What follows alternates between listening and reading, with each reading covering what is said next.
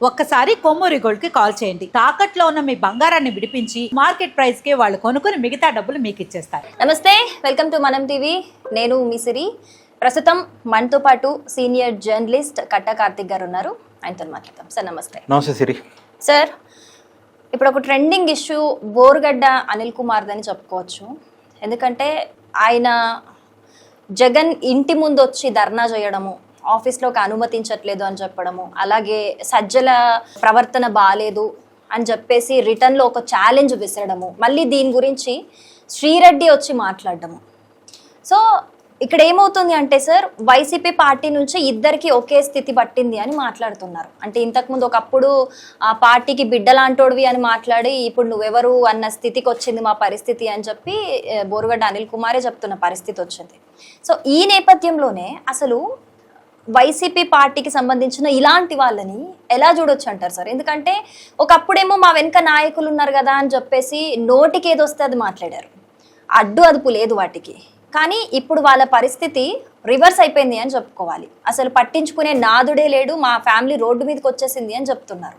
So Sri Reddy కూడా మనం చెప్పింది, నేను రీసెంట్గా మనీ అడిగితే కూడా వైసీపీ వాళ్ళని ఆరోగ్య పరిస్థితి బాగాలేదని ఒక మహిళని అడిగితే కూడా నాకు అసలు రిప్లై లేదు వాళ్ళ దగ్గర నుంచి అని చెప్పేసి. అసలు ఎలా చూడొచ్చు అంటారు సార్ అసలు వైసీపీ పార్టీకి సంబంధించి ఇదంతా? అంటే వైఎస్ఆర్ కాంగ్రెస్ పార్టీ కోసం, జగన్మోహన్ రెడ్డి కోసం చొక్కాలు చింపుకునేటువంటి కార్యకర్తలంతా ఆలోచించుకోవాల్సిన సమయం వచ్చిందేమో అనుకుంటున్నాను నేను. Yes sir. గతంలో జగన్మోహన్ రెడ్డి గారు తల్లిని రాజకీయంగా వాడుకొని వదిలేశాడు, చెల్లిని రాజకీయంగా వాడుకొని వదిలేశాడు అనేది మనం గతంలో చూసింది విన్నది. కానీ ఇప్పుడు స్వయంగా వైసీపీ కార్యకర్తలైనటువంటి, వైసీపీ కోసమే నోటికి వచ్చినట్టు మాట్లాడినటువంటి బోరుగడ్డ అనిల్ కుమార్ విషయంలో చూస్తున్నాం, శ్రీరెడ్డి విషయంలో చూస్తున్నాం. వీళ్ళంతా జగన్ కోసం చొక్కాలు దింపుకున్నోళ్ళు. ఇప్పుడు బోరుగడ్డ అనిల్ కుమార్కి చంద్రబాబు నాయుడు గారికి ఏంటి పంచాయతీ? ఏం లేదు. బోరుగడ్డ అనిల్ కుమార్ గారికి లోకేష్ గారికి ఏంటి పంచాయతీ? పవన్ కళ్యాణ్ గారికి ఏంటి పంచాయతీ? భూమి తగాదు ఉందా? ఆస్తి తగాదు ఉందా? ఎందుకోసం తిట్టాడు వాళ్ళని? జగన్మోహన్ రెడ్డి కోసం తిట్టాడు. తిట్టాడు అంటాం కంటే తిట్టిచ్చారు అంటాం కరెక్ట్. ఎందుకంటే తిట్టినప్పుడు నువ్వు కేసు పెట్టలేదుగా, నీ ప్రభుత్వం ఉన్నప్పుడు నువ్వు అరెస్ట్ చేయలేదుగా, అంటే నువ్వే తిట్టించావు. పైగా అతనికి సెక్యూరిటీ ఇచ్చావు, నువ్వు తిట్టినోడి సెక్యూరిటీ ఇచ్చావు. బాడీగార్డ్ ఎవరికి చంపుతా అన్నోడి బాడీగార్డ్ ఇచ్చావు. చంద్రబాబు నాయుడిని చంపుతా, లోకేష్ని చంపుతా అన్నోడికి నువ్వు బాడీగార్డ్ ఇచ్చావు. అంటే నువ్వే వెనకాలండి వాళ్ళతో మాట్లాడిచ్చావు, స్క్రిప్ట్ ఇచ్చి మరీ మాట్లాడిచ్చావు. కానీ ఇవాళ 22 కేసులు అతని మీద పడితే 9 నెలలు జైల్లో ఉంటే కనీసం లీగల్ సహాయం చేసే పరిస్థితిలో కూడా వైఎస్ఆర్ కాంగ్రెస్ పార్టీ లేదు అంటే ఇక్కడ ఆలోచించుకోవాలి. ఇప్పుడు నేనేమంటానంటే, ఇప్పుడు జగన్మోహన్ రెడ్డి కోసం పనిచేసే వాళ్ళు వన్ సైడ్ లవర్స్ అయి ఉండాలి. అంటే వాళ్ళు మాత్రమే జగన్మోహన్ రెడ్డిని ప్రేమించాలి, జగన్మోహన్ రెడ్డి నుంచి ప్రేమను ఆశించకూడదు. ప్రేమ వన్ సైడ్ మాత్రమే ఉండాలి. అట్లా ఉండదలుచుకుంటే జగన్ కోసం పనిచేయాలి. అంతేగాని మేము త్యాగం చేస్తే జగన్ గుర్తిస్తాడు, మేము ప్రాణాలు తెగించి పోరాడితే జగన్ గుర్తిస్తాడు, చొక్కాలు చింపుకుంటే జగన్ చూసుకుంటాడు అనుకుంటే పొరపాటు. జగన్ ఎప్పటికీ చోటు. జగన్ ఎప్పటికీ ఎవరికి వినపడ్డు, ఎవరికి కనపడ్డు, ఎవరితోనూ ఉండడు. జగన్ కేవలం తన కోసం తను మాత్రమే ఉంటాడు. జగన్ అనే వ్యక్తి ఒక సెల్ఫిష్ ఫెలో. అంటే తన కోసం తను ఆలోచించుకునే వ్యక్తి. తన ముఖ్యమంత్రి పదవి కావటం కోసం ఏం చేయాలి అని ఆలోచించుకుంటాడు తప్ప, నా కోసం ఇంతమంది కష్టపడుతున్నారు కదా, నా కోసం ఇంతమంది మాట్లాడుతున్నారు కదా, నా కోసం ఇంతమంది ఇన్ని త్యాగాలు చేశారు కదా, వాళ్ళకి నేను ఏదో ఒకటి చేయాలని ఆలోచించే వ్యక్తి కాదు. ఇప్పుడు ఎగ్జాంపుల్ అబ్బా, నీకు 2-3 ఎగ్జాంపుల్ చెప్తా. నేను ఇందాక చెప్పినట్టు తల్లి చెల్లి ఇక కొత్తగా చెప్పవసరం లేదు. వాళ్ళ తల్లి జగన్ కోసమే రాజకీయాల్లోకి వచ్చింది. ఆమెకి రాజకీయాలు అంటే తెలియదు రాజశేఖర రెడ్డి గారు బతుకున్నంత వరకు. కేవలం జగన్మోహన్ రెడ్డి గారి కోసమే రాజకీయాల్లోకి వచ్చింది. తల్లి వచ్చి మాట్లాడితే జగన్కి రాజశేఖర రెడ్డి గారు చనిపోయిన తర్వాత వచ్చే సింపతి అంతా జగన్కి వస్తుందని చెప్పి తల్లి వచ్చింది. అప్పుడు పులివెందుల ఎమ్మెల్యేగా నిలబడింది. ఏది? రాజశేఖర రెడ్డి గారు చనిపోయిన తర్వాత పులివెందుల్లో వచ్చినటువంటి ఉప ఎన్నికల్లో, అదే మెయిన్ ఎలక్షన్స్ వచ్చేసరికి 2014 ఎన్నికలు వచ్చేసరికి ఆ పులివెందుల సిట్టింగ్ ఎమ్మెల్యే విజయమ్మను తప్పించి జగన్ నిలబడ్డాడు అక్కడ. ఎందుకు తప్పించావు నువ్వు? నీ తల్లిని పులివెందుల ఎమ్మెల్యే సీట్ నుంచి ఎందుకు తప్పించావు? తల్లిని వాడుకున్నా వదిలేసావు. పార్టీ పెట్టినప్పుడేమో గౌరవ అధ్యక్షురాలు పోస్ట్ ఇచ్చాడు, తర్వాత అది బీకేశాడు. అసలు 2019 ఎన్నికల్లో అయితే విజయమ్మకి ఏ సీటు లేదు. సరే 2014లో అన్న కనీసం వైజాగ్ ఎంపీ సీట్ ఇచ్చాడు, తర్వాత ఏ సీటు లేదు, పార్టీ నుంచి నెట్టేశాడు, ఇంట్లో నుంచి నెట్టేశాడు. ఇప్పుడు తల్లి పరిస్థితి ఏంది అనేది నీకు తెలుసు, కోర్టుకు లాగాడు. ఆస్తుల కోసం కోర్టు తాగాడు. ఇక చెల్లి ఆమె పాదయాత్ర చేయకపోతే జగన్ ఎక్కడ అసలు? అంతేగా. జగన్ జైల్లో ఉంటే జగన్ కోసం పనిచేసిన వ్యక్తి షర్మిల. అవును. ఇవాళ షర్మిల పరిస్థితి ఏంది? సో మనం తల్లి చెరి గురించి కొత్తగా చెప్పొద్దు. సరే, ఇక బోరుగడ్డ అనిల్ కుమార్ సిరెడ్డి కొత్తగా కనపడుతున్నారు. నేనేమంటానంటే వీళ్ళు మాత్రమే కాదు, ఇప్పుడు జగన్మోహన్ రెడ్డి గారు 2019లో అధికారంలో రావడం కోసం బాగా కష్టపడ్డ వాళ్ళు, ప్రయత్నం చేసిన వాళ్ళు వైఎస్ఆర్ కాంగ్రెస్ పార్టీ కార్యకర్తలు ఎక్కువగా చెబుతారు. వాళ్ళకి వాలంటీర్ ఉద్యోగాలను ఆశ చూపించాడు. యువతంతా ఏమనుకున్నారంటే, అంటే గవర్నమెంట్ ఉద్యోగం కాదు, వాలంటీర్ ఉద్యోగం అంటే గవర్నమెంట్ ఇస్తున్న ఉద్యోగం కదా. సో మా జగనన్నే ఉన్నాడు అంటే ఆ వాలంటీర్ ఉద్యోగానికి ఇచ్చింది 5,000 జీతం. 5,000 జీతానికి కూడా డిగ్రీ చదివిన వాళ్ళు జాయిన్ అయ్యారు, పీజీ చదివిన వాళ్ళు కూడా జాయిన్ అయ్యారు. అంటే వాళ్ళ ఆలోచన ఏంటంటే ఈ ఉద్యోగం ఇస్తుంది జగనన్న, ఇది పర్మనెంట్ ఉద్యోగం, ప్రభుత్వం చేతిలో ఉండే ఉద్యోగం. ఇవాళ 5,000 అంటారు, రేపు 10,000 అంటారు, 15,000కైనా తీసుకెళ్తారు తక్కువ. సో సొంతూరులో ఉద్యోగం, సొంతూరులో 15,000 20,000 వస్తే సిటీలో 40,000 50,000 వచ్చినట్టు లెక్క. సో సొంతూరులో ఒక 15,000-20,000తో గవర్నమెంట్ సెక్యూరిటీతో జాబ్ ఉంటామంటే హ్యాపీ లైఫ్ వెళ్ళిపోద్ది అని చెప్పేసి వాలంటీర్గా జాయిన్ అయ్యారు లక్షలాది మంది యువత. వైసీపీ కార్యకర్తలే, వాళ్ళే చెప్పుకున్నారు వైసీపీ కార్యకర్తలకే వాలంటీర్ జాబ్లు ఇచ్చినామని. కానీ 5,000 జీతాన్ని 5 సంవత్సరాల్లో ₹1 కూడా పెంచలేదు. ₹1 కూడా పెంచలేదు. అదే 5,000కి పని చేయించుకున్నాడు. సరే పోనీ పని చేయించుకున్నాడు, వాళ్ళకి జాబ్ సెక్యూరిటీ కల్పిస్తూ ఒక చట్టం తీసుకొచ్చాడు అసెంబ్లీలో. జాబ్ సెక్యూరిటీ కల్పిస్తూ ఒక బిల్లు తీసుకొచ్చి ఉంటే, చట్టం చేసి ఉంటే వాళ్ళ ఉద్యోగాలు ప్రభుత్వం మారిన తీయటానికి ఉండేదే కాదు. పైగా ఎన్నికల సమయంలో వాళ్ళందరి చేత రాజీనామాలు చేపించాడు. మీరంతా ఉద్యోగాలకు రాజీనామా చేసి, వాలంటీర్ ఉద్యోగానికి రాజీనామా చేసి వైసీపీ పార్టీ కోసం పనిచేయండి, మళ్ళా ఎన్నికల్లో గెలవాలి అని చెప్పాడు. పైగా వాలంటీర్ ఉద్యోగాలకి రాజీనామాలు చేయకపోతే మీ ఉద్యోగాలు తీసేస్తానని కూడా భయపెట్టాడు. సో భయపెట్టి వాళ్ళ చేత ఉద్యోగాలు రాజీనామాలు చేపించాడు. వాళ్ళ జీవితాలు రోడ్డు మీద పడేశాడు. ఎవరు జీవితాలు రోడ్డు మీద పడేశాడు? జగన్నే నమ్ముకున్న వైఎస్ఆర్ కాంగ్రెస్ పార్టీ కార్యకర్తల జీవితాలను రోడ్డు మీద పడేశాడు. అంటే జగన్ ఎలా ఉంటాడు అంటానికి ది బెస్ట్ ఎగ్జాంపుల్స్ అనేక ఉన్నాయి. సో ఇప్పటికైనా జగన్ కోసం పనిచేసేవాళ్ళు, జగన్ కోసం జిందాబాదులు కొట్టేవాళ్ళు. అంటే ఇక్కడ ఒక డౌట్ సార్, ఇప్పుడు చాలా మంది కూడా అట్లనే జగన్ ని ఫాలో అవుతూ జగన్ ఏది చెప్తే అది చేయడము, ఆయన బాటలో నడవడము, ఆయనకు కంప్లీట్గా ఆయన ఆర్డర్స్కి స్టిక్ ఆన్ అవ్వడము చేస్తున్నారు చాలా మంది నాయకులు ఉన్నారు ఇప్పటికీ. సో రేపొద్దున వాళ్ళ పరిస్థితి కూడా ఇంతే ఉంటుందంటారా? ఏ మినహాయింపే ఉంది? తల్లి చెల్లి కంటే ఎవరు ఎక్కువ? తల్లి చెల్లినే మోసం చేసినోడికి బోరుగడ్డ అనిల్ కుమార్ సిరెట్నో మోసం చేయడం పెద్ద విషయం ఏముంది? లేదా రేపు ఇంకెవరినో మోసం చేయడానికి గ్యారంటీ ఏముంది?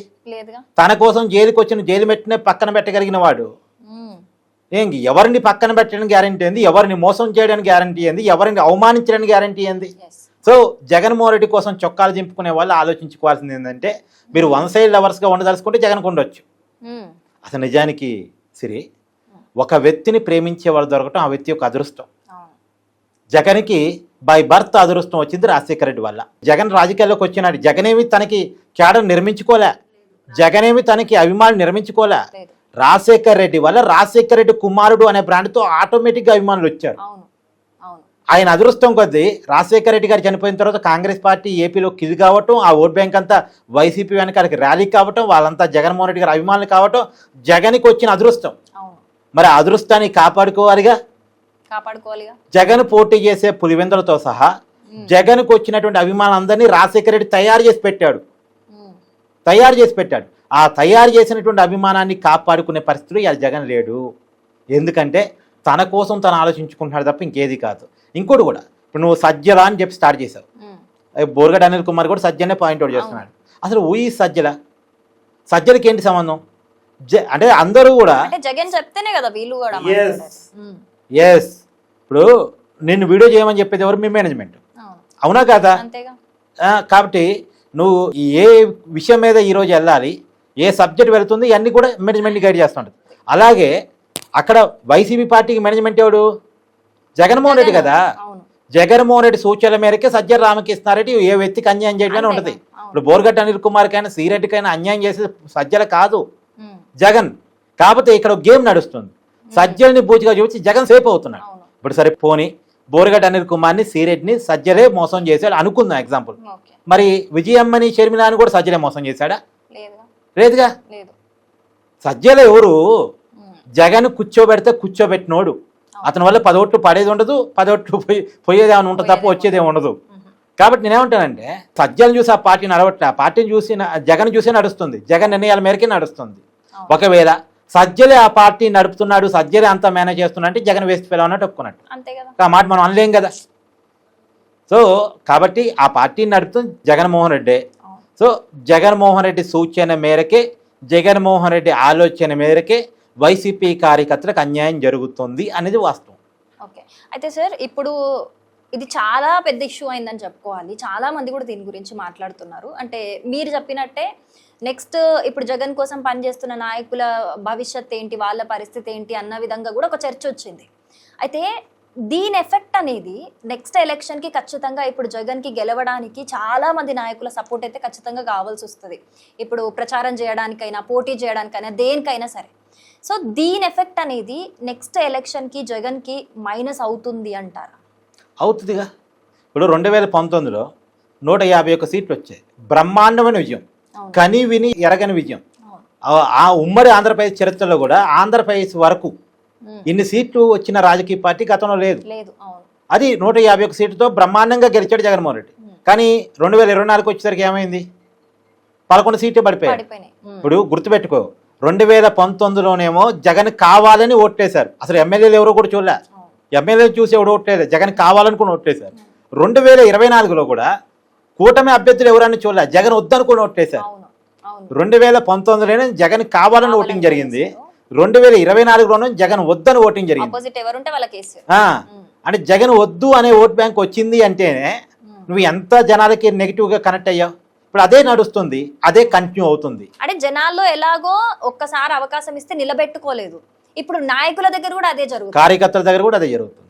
అసలు నిజానికి 2019లో కూడా ఏ సామాజిక వర్గాలైతే జగన్మోహన్ రెడ్డి గతంలో మోసాయో ఆ సామాజిక వర్గాలు 2024 ఎన్నికల్లో జగన్ మొయ్యలేదు. వైసీపీ క్యాడర్ కూడా డిజైన్ చేసుకుంది, మోసపోయామన్నది కొంతమంది అర్థం చేసుకున్నారు. ఇప్పుడు అర్థం చేసుకున్నారు, ఇప్పటికైనా అర్థం చేసుకోవాలంటే నేను ఇక.